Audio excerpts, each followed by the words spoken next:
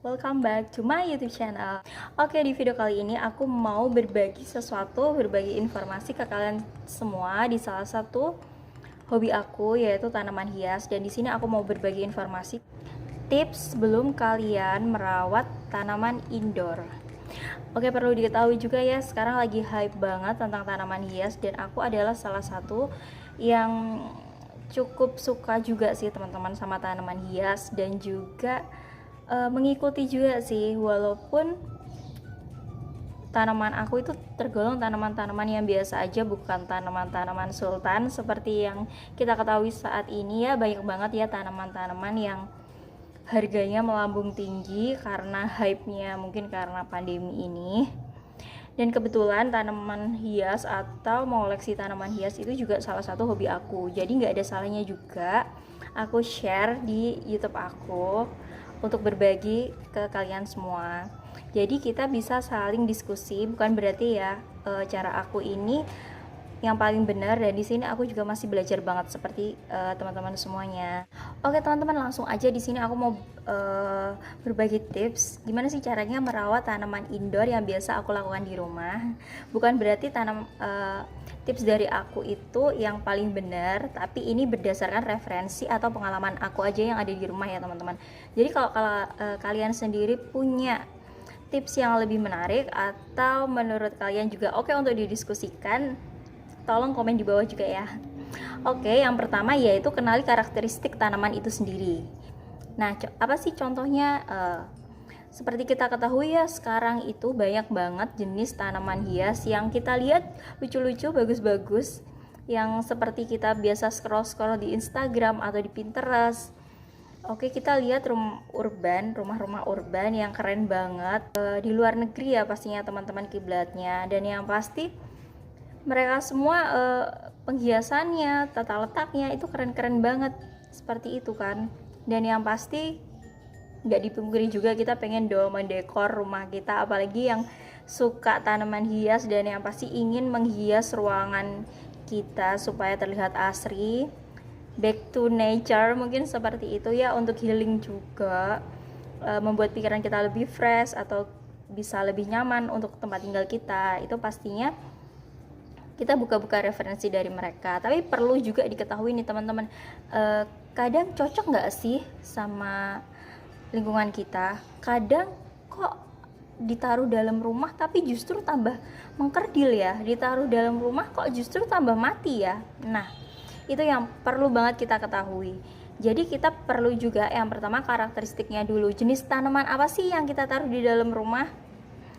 Oke, jadi itu yang perlu diketahui. Jadi untuk pengalaman aku sendiri, kita lihat yuk jenis tanaman aku yang biasa aku taruh di dalam indoor. Nah, ini dia teman-teman yang aku pilih untuk ditaruh di indoor, yaitu ini ada beragam sirih. Ini ada sirih marble, lalu ini ada ekor naga atau Epipremnum pinnatum, lalu ini ada Gribo atau Calesia. Oke, dan juga aku kasih Calathea juga sih teman-teman. Dan seperti ini, Syngonium juga ada.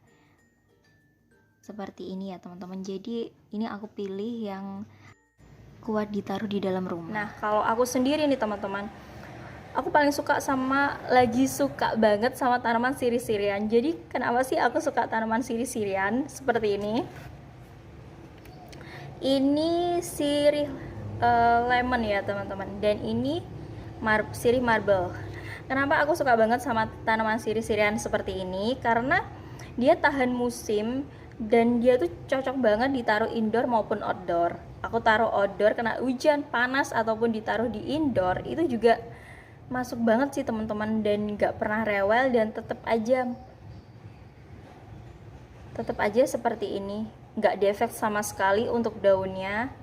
Dan menurut aku ini perawatannya cukup oke sih kalau ditaruh indoor. Jadi kita harus benar-benar pintar-pintar milih sih teman-teman kalau kita mau taruh di indoor seperti itu ya. Dan yang kedua, pastikan cahayanya itu cukup teman-teman. Nah, seperti biasanya kita lihat ya, rumah-rumah urban di luar negeri pastinya kita lihatnya cantik banget ya, dan daun lagi naik daun itu bener banget.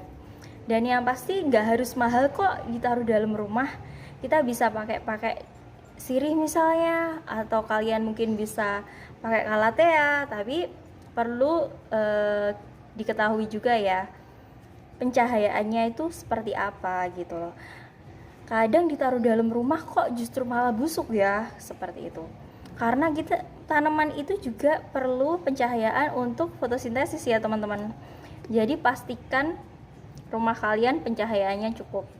Dan jangan lupa nih, kita perlu juga untuk bergilir tanamannya untuk ditaruh dalam rumah atau di luar rumah. Jadi dia tetap mendapatkan cahaya matahari ya, paling nggak 1 minggu sekali seperti itu langsung terkena sinar matahari. Seperti itu teman-teman. Tanaman juga butuh cahaya langsung juga loh, apapun jenis tanamannya, kalau menurut aku ya teman-teman.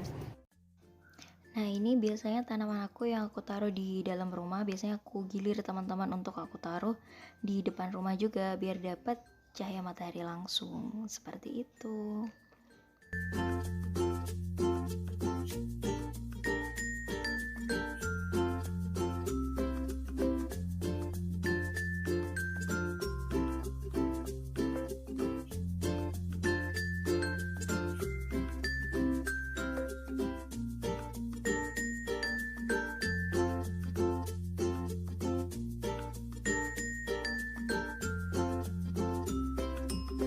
Yang ketiga, yaitu jangan terlalu sering menyiram tanaman. Kalau kalian suka tanaman indoor, jangan terlalu sering menyiram tanaman. Kalau aku sendiri itu siramnya paling enggak 3-4 hari sekali teman-teman. Dan di rumahku sendiri tuh cuacanya panas ya. Kalau cuacanya lagi panas itu biasanya aku siram 3 hari sekali. Dan kalau cuacanya musim hujan seperti ini, mungkin aku bisa seminggu sekali siramnya teman-teman. Dan yang pasti untuk lebih aman itu biasanya aku semprot-semprot aja biar tanaman itu menjadi lembab, seperti itu. Nah gini teman-teman, jadi tinggal disemprot-semprot aja seperti ini daunnya. Ini biasanya kalau disemprot-semprot gini tiap hari sih nggak apa-apa ya teman-teman. Jadi biar untuk menjaga kelembapannya aja sih. Dan sebenarnya untuk kita tinggal di Indonesia sendiri, itu kelembapannya itu di wilayah kita itu sudah bagus banget teman-teman. Jadi kelembapan udara itu terserap di dalam tanah. Dan otomatis sebenarnya juga oke aja sih untuk tanaman. Sebenarnya udah ada nih di lingkungan kita ya. Tapi dibantu juga sama teman-teman juga agar selalu jangan terlalu sering untuk menyiram tanaman. Ups, belepotan banget ya. Intinya seperti itu. Jadi jangan sering-sering buat nyiram tanaman. Dan periksa juga nih hama yang biasanya ada di belakang daunnya. Jadi kita periksa juga secara berkala. Karena gimana ya teman-teman, kalau menurut aku itu perawatan di dalam rumah sama di luar rumah itu emang lebih mudah di luar rumah kalau menurutku nih ya. Jadi mesti perawatannya tuh juga ekstra. Dan kita tuh, aku sering banget nemuin tanaman-tanaman aku tuh kayak ada semutnya atau ada binatang-binatang di belakang daunnya. Itu emang perlu diperiksa banget sih teman-teman. Dan yang keempat yaitu beri pupuk secara berkala ya teman-teman. Jangan setiap hari juga. Kalau aku biasanya pakai NPK. Kalian bisa beli kemasan kecil, itu kalau di tempat aku cuma Rp3.000. Itu biasanya aku taruh di sekeliling tanamanku ini sedikit aja. Dan itu paling enggak aku sebulan sekali atau 3 minggu sekali ya. Itu terserah banget teman-teman gimana. Kalau aku sendiri seperti itu biasanya. Tips yang terakhir yaitu pangkas secara berkala. Apalagi tanaman-tanaman yang seperti ini nih, yang memanjang seperti ini. Jadi boleh loh dipangkas. Itu kan dipangkas itu fungsinya juga untuk memperbanyak tanaman teman-teman. Kalau kalian termasuk tim cacah atau tim enggak ya, itu bakal galau banget sih kalau aku, karena aku suka tanaman yang rimbun-rimbun teman-teman, bukan tim cacah. Tapi kalau emang udah panjang harusnya emang dicacah sih biar banyak juga gitu ya. Oke, itu tadi tips dari aku gimana perawatan tanaman indoor. Dan di sini aku mau juga berbagi jenis-jenis tanaman yang aku punya di rumah yang aku taruh di indoor. Dan kita ketahui bersama tanaman yang mudah banget ditaruh di indoor, apapun segala musim dan cuaca, disiram gak disiram Ya kalau tanaman emang harusnya disiram sih teman-teman, paling nggak 2 minggu sekali atau 1 minggu sekali kalau sansevieria tempatku ya. Dan itu cukup nggak pernah rewel, yaitu tanaman sansevieria. Dia tuh tanaman yang nggak pernah rewel banget, dan ditaruh indoor atau jenis palem-paleman juga oke. Jadi aku di tempatku itu yang wajib ada. Dan yang kedua yang aku bilang tadi yaitu sirih-sirihan seperti ini, sirih lemon atau sirih marble, apapun jenis sirihnya teman-teman. Kalau menurut aku ditaruh indoor itu tetap oke aja sih. Dan selanjutnya yaitu aku punya tanaman tara. Ini adalah wali songo. Wali songo itu suka banget sama panas, cuma beberapa kali ini aku coba aku taruh indoor seperti ini, itu juga tambah banyak gitu anaknya teman-teman. Jadi kayaknya cocok juga ini ditaruh indoor gitu, walaupun dia suka panas, tapi tetap aja ya aku rotasi. Kadang wajib banget aku keluarin ke dalam rumah biar warna-warnanya ini jadi semakin menyala gitu.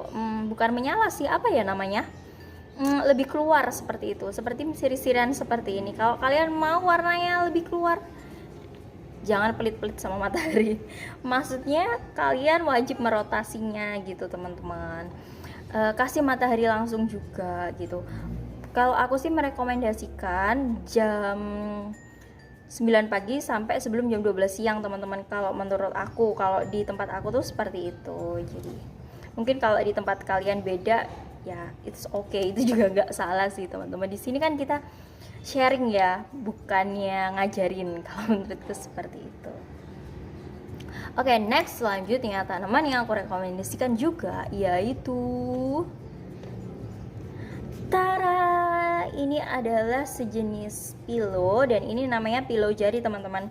Dan ini mudah banget perawatannya, indoor maupun outdoor, maupun panas maupun dingin. Ini tuh bertahan banget seperti ini. Dan ini udah banyak banget anakannya teman-teman. Dan biasa untuk media tanam ya teman-teman, aku kasih sekam dan juga media tanam yang udah jadi itu teman-teman, yang aku biasanya beli 1 kantong dan itu aku campur menggunakan tanah biasa. Jadi ini tanaman pilo aku. Ini aku taruh indoor teman-teman, outdoor juga bisa. Jadi ini termasuk tanaman yang oke juga sih kalau menurut aku untuk indoor maupun outdoor. Teman-teman, itu tadi sedikit tips dan sharing dari aku mengenai tanaman hias indoor. Dan sebelum kalian memiliki tanaman hias yang kalian taruh di indoor, jangan lupa ya scroll cari referensinya. Jadi kan sayang banget dong kalau tanaman kesukaan kalian atau kesayangan kalian malah nggak mau tumbuh ya kan. Seperti itu teman-teman. Ada teman juga yang tanya, Kak, kalau monstera bisa nggak ya taruh indoor atau outdoor seperti itu. Kalau buat aku sendiri monstera itu bisa teman-teman ditaruh indoor.